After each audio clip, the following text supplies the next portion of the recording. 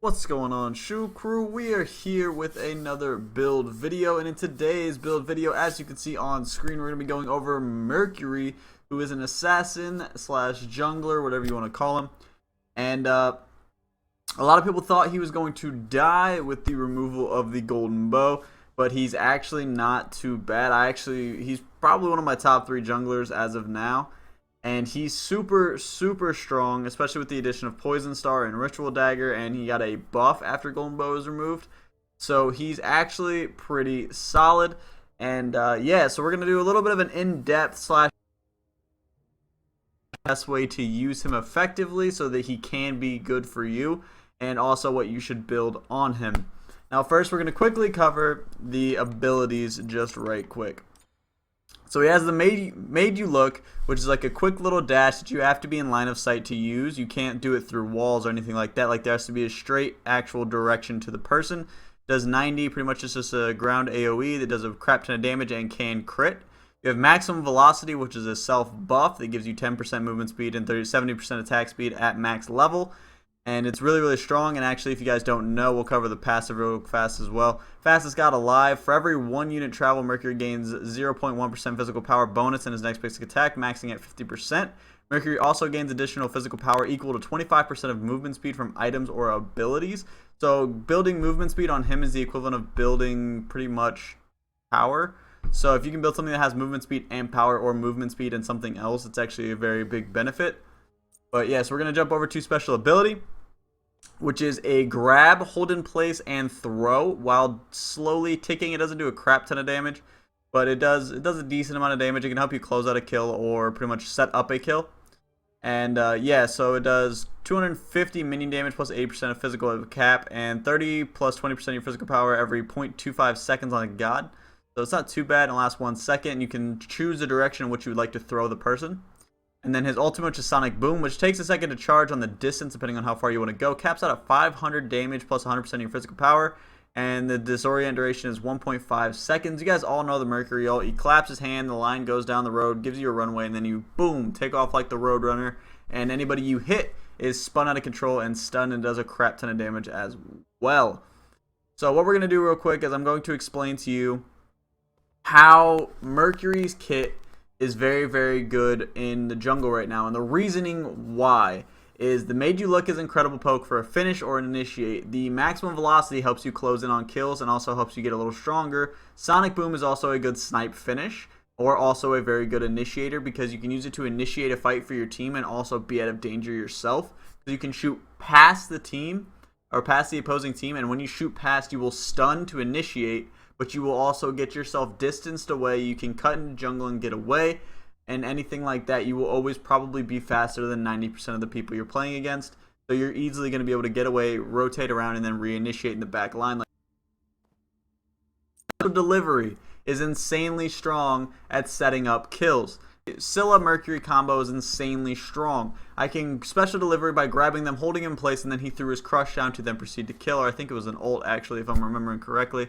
And it's insanely strong if you synergize well enough. You can do it with a Vulcan ult, you can do it with a Yanu's portal, you can do it with a Scylla ult, you can do it with Guan ult, you can do it with Ymir ult, you can Sobek ult, whatever you want to do. You can synergize with supports, solos, or mids, or maybe even Rom if he's really weak and you can't finish the kill. You grab him up and Rom can snipe down on him.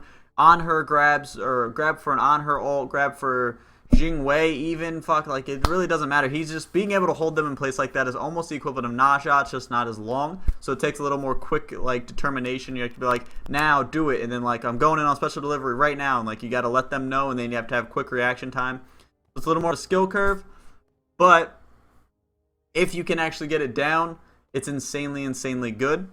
So we're going to go ahead and go over the item builder to finish out this video. The start is pretty much the general start for pretty much any jungler at the moment. And pretty much what you want to do is Bumbas, and then starter boots, and then your pots. And pots are super important for Mercury. You will run out of your resources very quickly. And I would recommend actually going with Wrath, because Mercury's clear at the beginning of the game is not that strong. If you're going against a shit ton of CC, then obviously you should start Purification. It's up to you. It doesn't really matter. I prefer Wrath because I like getting to solo lane as quickly as possible, so I can clear wave and then possibly scoop up a really, really early game kill on the opposing jungler or the opposing solo laner. Completely up to you though. If you want to play it safe, do Purification. Wrath, so you can get that quick clear to lane. But if you're going against like a Thor and a Nox and like a bunch of shit like that, a bunch of super heavy CC, make sure you grab Purification, because Mercury, if you get caught out and you are just stunned forever, you're gonna die. Like, plain and simple, Mercury, when he gets caught out of position and he gets caught, he is dead without a doubt. You're done. You messed up. You got to make sure you play it safe. You got to make sure your positioning is on key, and you got to make sure you're doing what you need to do, and you need to do it effectively. So first item you're going to max out is obviously going to be your Warrior Tabby. Plain and simple, 40 power, movement speed. You guys all know what Warrior Tabby does. Next, we're actually going to go, and this one I actually am in a little bit of a toss-up. It's up to you guys what you want to do with it. I like to run Jotuns, but you could also run the new item, Ritual Dagger. But I actually am going to be trying to fit this in, and I'm going to give you alternatives to both these items. I actually fit both of these in my build. But, I mean, you don't necessarily need it. Now, if you want to build a little bit of tank on Mercury, then you won't build Ritual Dagger and Jotuns, and you should decide if you want one or the other. Ritual Dagger is really, really good because it gives you the 10% movement speed, also some CDR, some attack speed, and some health. You lose a little bit of the pen, but you get some other really good stuff that is insanely crucial on Mercury. So it's completely up to you, but I actually don't like to build much tank, if any tank, on Mercury. So I actually build Ritual Dagger as well. So I build these two, and then I go straight into my crazy crit items. So we go Deathbringer. You guys all know what that does. 40% increased damage on a crit, and with a 20% chance to crit itself. And then I go into a Wind Demon, which gives you your crits, increase your attack speed, movement speed by 20% for 5 seconds when you land a crit, with an additional 20% crit chance. Movement speed gives you power. Attack speed helps you crit more often. Pretty self-explanatory. And then last item is the brand new item, which is Poison Star. Critical hits on enemy gods afflict them with poison for 2 seconds. This poison slows them by 20% and reduces their damage output by 20%. That is why I don't build any tank on Mercury, due to the fact, like, if you get swamped and you're caught out of position, you're going to die no matter what, so there's really no reason to waste a slot on tank. But using Poison Star with this new effect, there's no chance that it'll apply poison. When you crit, it applies the poison.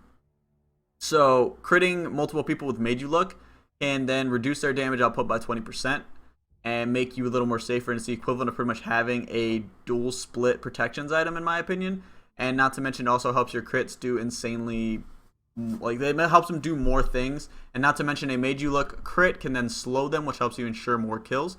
So as long as you were good at running backline, make sure you run Poison Star, and you don't need any tank. But like I said, if you were going to run Jotuns or Ritual Dagger, and you like to build a little bit of defense, I'll show you. Probably Void Shield, depending on what the opposing team comp is. Void Shield's insanely good.